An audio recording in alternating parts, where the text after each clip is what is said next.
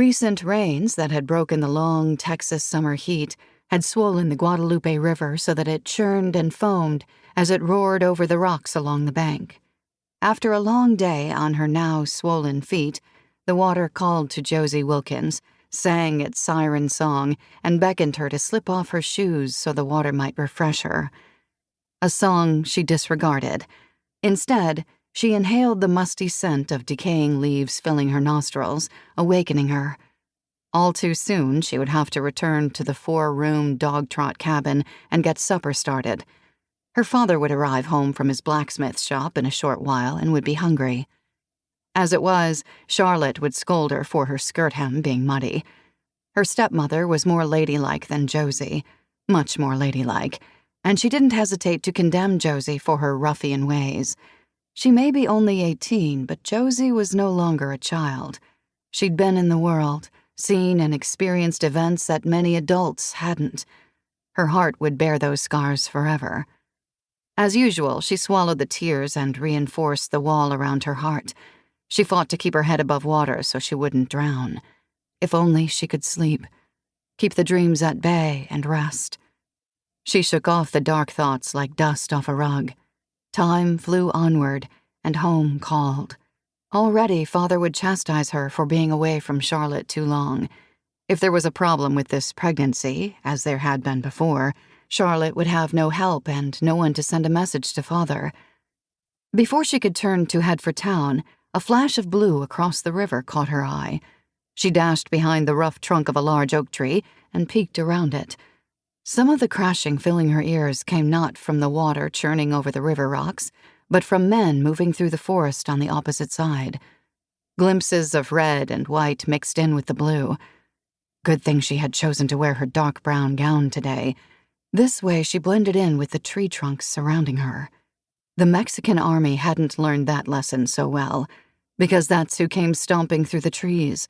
A horde of them, many on horseback, pulling up short when they reached the foaming water, all dressed in blue uniforms with white sashes and tall white hats with red and blue plumes. Peacocks, strutting about the forest, announcing their arrival for all the world to see. Josie knew that uniform well. Was Manuel Garcia with them? A chill swept through her, a hollow emptiness that left an ache in her stomach. She could only pray he wasn't, that she would never have to look into his dark eyes again, or endure his large, rough hands all over her, in places they never should be. Her chest pulsed, her knees went weak, and she leaned against the nearest tree for support, digging her fingernails into the rough bark just to remain upright, reminding herself to breathe, to keep the darkness from consuming her. Then she forced those memories deep inside, to the deepest part of her, where no one, including she, could find them. Sometimes, like now, they resurfaced and sought her out, but she never allowed them to linger for long. Remaining behind the tree, she set her focus on the regiment across the swirling water.